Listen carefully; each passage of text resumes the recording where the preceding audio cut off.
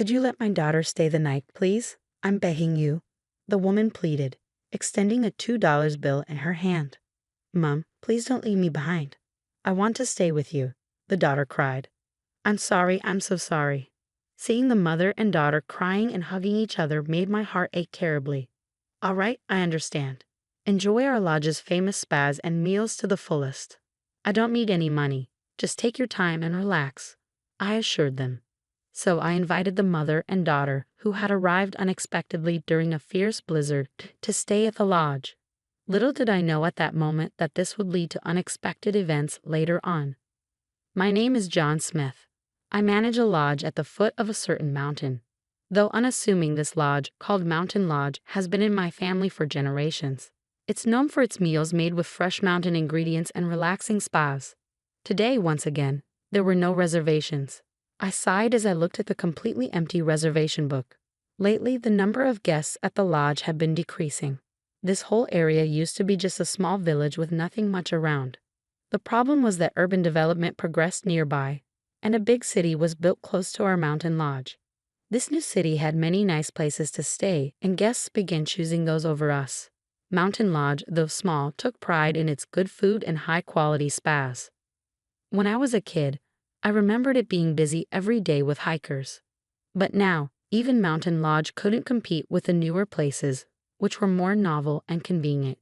Nowadays, hikers rarely came to Mountain Lodge. Instead, we started attracting guests with unique or complicated situations. As I organized the books, I suddenly remembered a certain individual. It was a story from when I first started running Mountain Lodge alone after losing my parents at a young age. I had sheltered someone from the mafia at Mountain Lodge. I was young and inexperienced back then, so I really panicked when that severely injured guest stumbled in. But looking back, it was a valuable experience. Even with that experience, it seemed like the lodge wasn't going to suddenly become successful. Maybe it was time to make a change. I'm considering closing down, I muttered to myself as I flipped through the ledger pages, which were thin enough to fit in a single file. Then one day, it happened. It's really coming down today, I thought, looking outside the window at the fierce blizzard raging. The mountaintop, usually visible, was completely obscured, with the whole area blanketed in white. Businesses around were closing early. There were no reservations to begin with, and no guests would show up in this weather. Just as I headed to the entrance to turn off the light at the outer gate, I heard a faint female voice and the sound of someone knocking on the front door. I quickly opened the door to find a scantily clad, ragged-looking woman and a girl of about 10. Hey, what's wrong with y'all? I could tell at a glance they were in a bad way. I hurriedly invited them in and had them sit on the bench by the entrance for the time being. Explanations can wait. Right now, I'll bring a towel, I said while telling the two of them, who were shivering from the cold. I turned the heating on full blast and pulled up towels from a linen room. Here, use these. Thank you so much, said the woman and girl, likely mother and daughter, looking very similar, huddling close together and shivering slightly while wrapped in towels.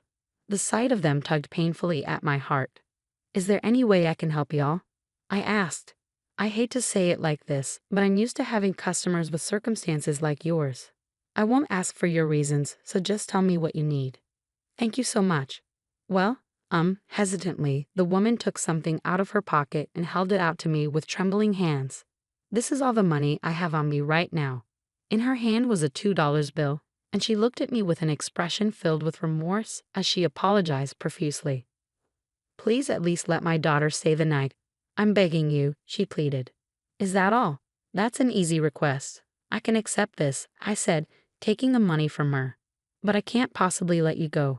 You're her mom, right? You shouldn't do things that make your daughter cry.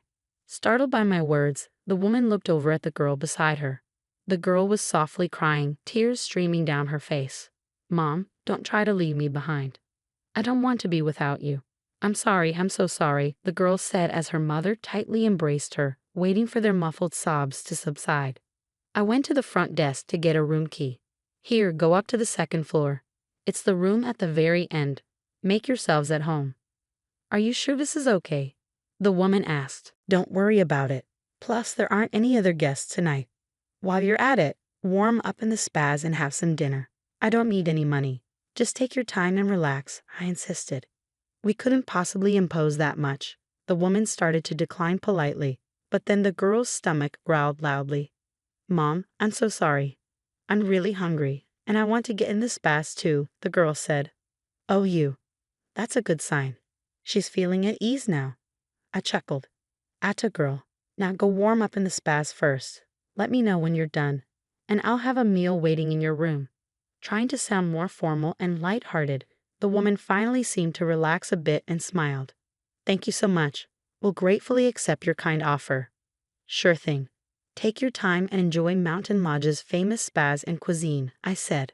After welcoming the mother and daughter into the lodge and showing them to the spas, I immediately started preparing a meal. Alrighty then, it's been a while since I've made a proper meal, I thought to myself as I began cooking dishes specifically for that mother and daughter. I've always enjoyed cooking, growing up watching my grandfather and father, both chefs, prepare meals. Let's see, maybe a hot pot to warm them up and some sweet dishes. There's no set menu for the cuisine at Mountain Lodge. I make a point to tailor it to each guest's needs. This has been our philosophy since the lodge was founded. As I finished preparing each dish one by one, I heard footsteps approaching from the hallway outside. Miss, we're done with our bath.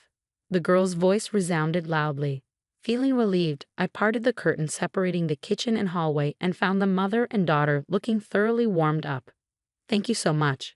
Truly, you even prepared bathrobes for us. The woman expressed her sincere gratitude and headed towards the guest room, holding the girl's hand. They're still a bit wary of me, huh? I thought. The woman never called her daughter by name in front of me. It didn't seem accidental, but rather intentional, though well thought out. They probably didn't expect the lodge they turned to for help to be run by such a rough-looking guy, all alone. As a mother shouldering some heavy circumstances, I thought it was the right call.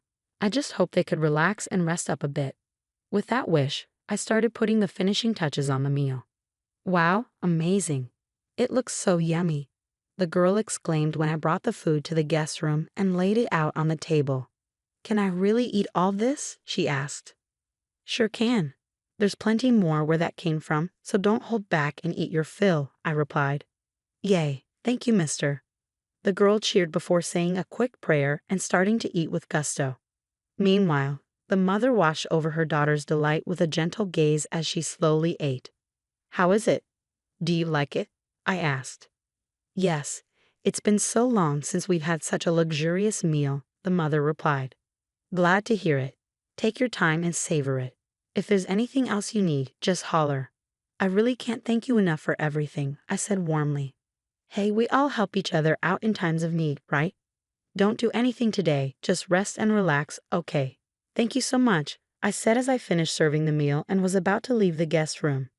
The woman turned to face me and graciously thanked me with a nod. Her refined mannerisms made me think that she must come from a distinguished family. It seemed the troubling circumstances surrounding them ran quite deep. Early the next morning, as I was preparing breakfast, the mother and daughter from last night came out to the front desk together. Good morning. Thank you again for everything last night, the daughter said cheerfully, waving at me, while the mother graciously nodded her head in a deep, respectful manner. What's this? Y'all heading out already? I asked. Yes, we really can't impose on your kindness any further, the woman replied. Well, that's fine and all.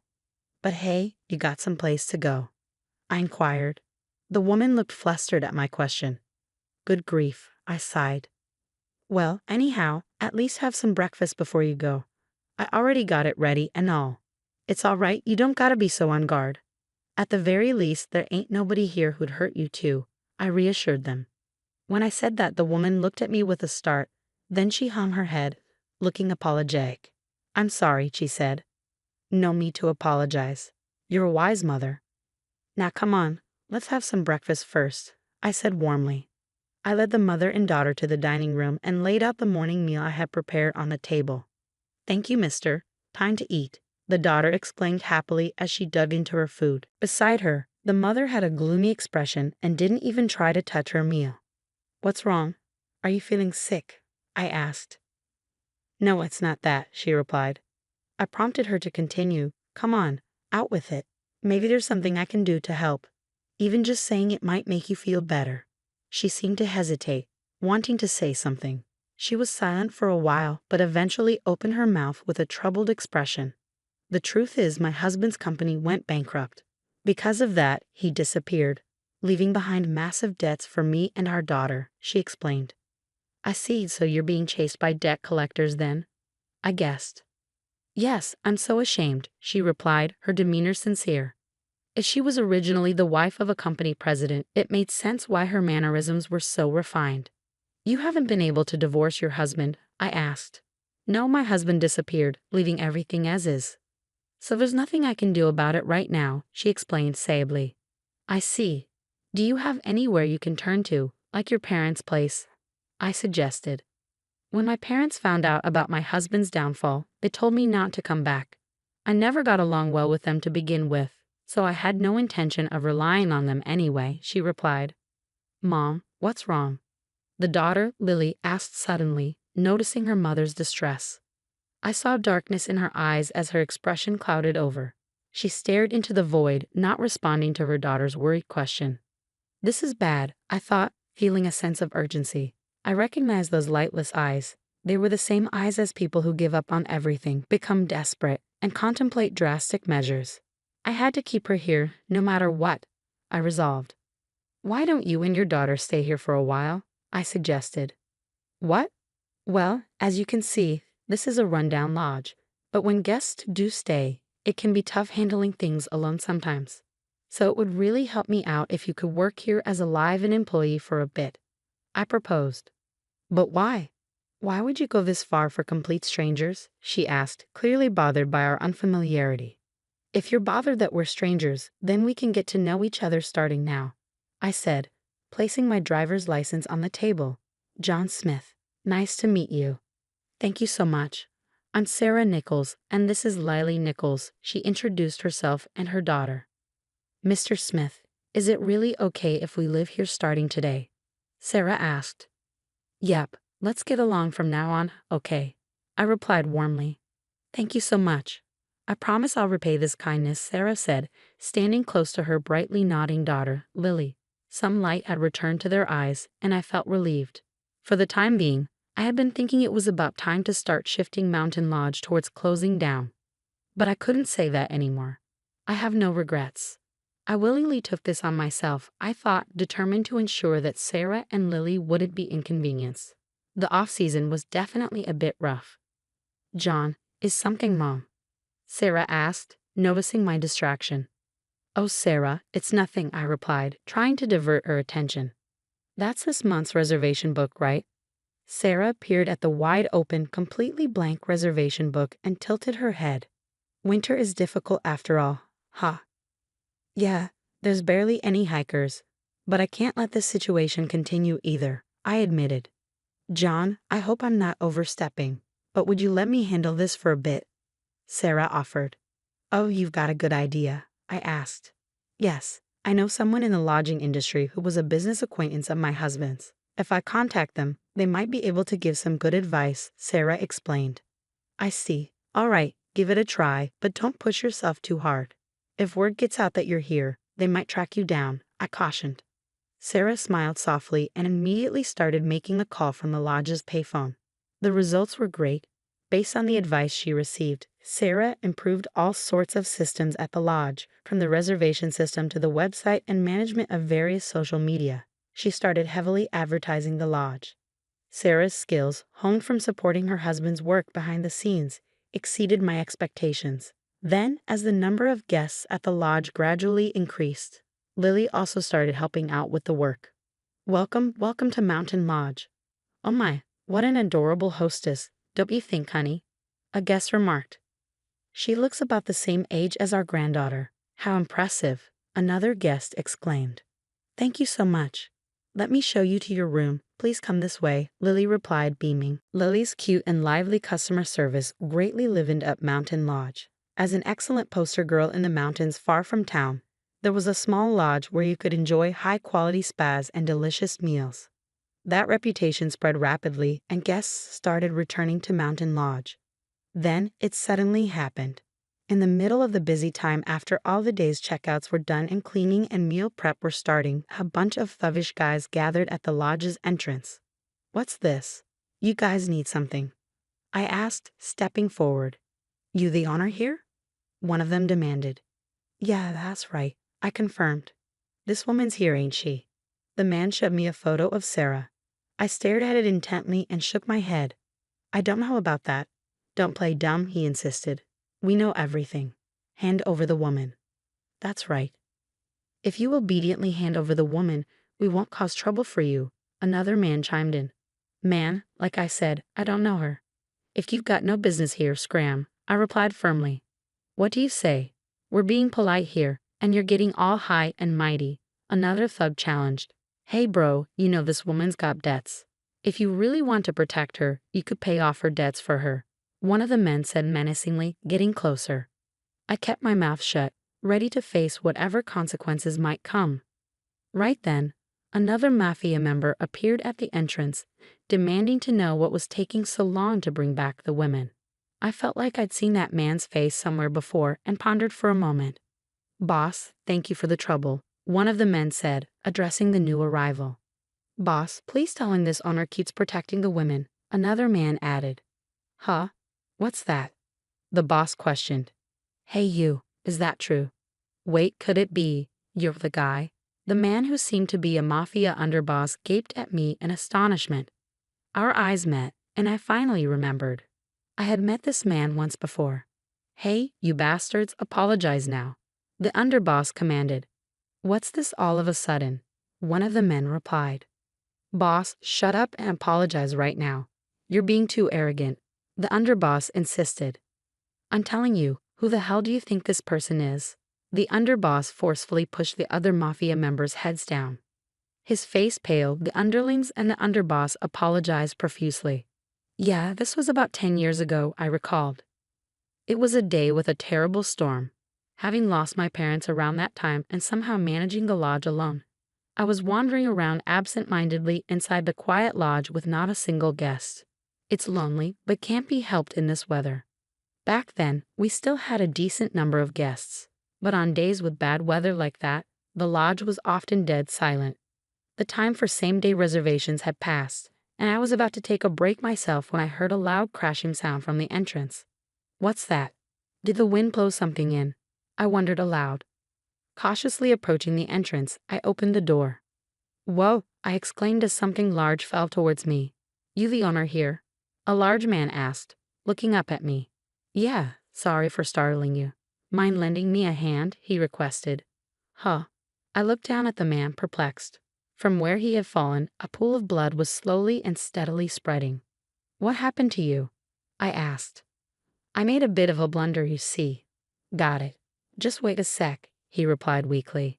It didn't matter who that man really was or that his wounds undeniably looked like gunshot wounds. The bottom line was I had to administer first aid. So I brought the lodge's first aid kit and a large number of unused towels to the man.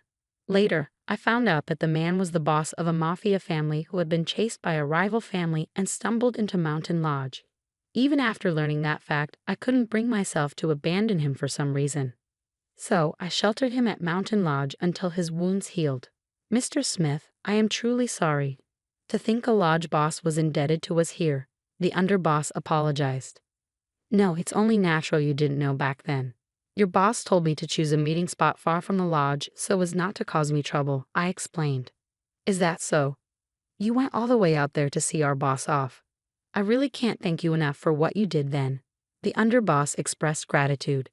The underboss apologized profusely with the intensity of someone begging for forgiveness, while the underling yakuza behind him also apologized nervously. This was all a bit too chaotic, and I'd nearly forgotten.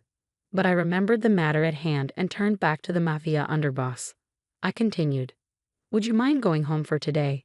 It'd be a real pain if you caused more of a scene. Yes, of course, the underboss agreed. Hey, you lot, we're pulling out, the boss commanded. Yes, sir, understood, the underlings responded. Oh, and one more thing, I added. Lay off the woman you're looking for. The proper thing to do is look for her husband who racked up the debt and ran, don't you think? Yes, understood. We'll be going then, the boss replied. After apologizing profusely one more time, the boss and the other mafia members left. John, Mr. Sarah and Lily hurriedly clambered down from the second floor. Are you all right? Are you hurt? Did those men do anything to you, miss? Sarah asked worriedly. I'm sorry. You must have been so scared, Lily added, clinging to me with her face all scrunched up. Calm down, both of you. I'm fine. Nothing happened to me, really, I reassured them. But how, mister? Did you beat up those scary guys? Lily asked. Something like that, I replied, patting Lily's head gently. I signaled to Sarah with my eyes. Let's talk once things settle down. Okay. All right, for now, first we've got to get ready to welcome today's guests. Sarah nodded. I urged Sarah and Lily on as I also returned to the lodge work. For the time being, if we no longer had to worry about debt collectors coming after Sarah and them, it probably meant this life would be coming to an end soon.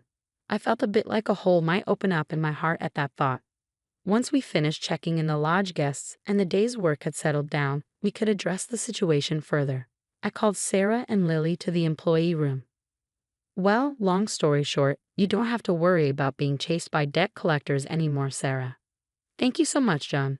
I really don't know how to express my gratitude, Sarah replied, visibly relieved.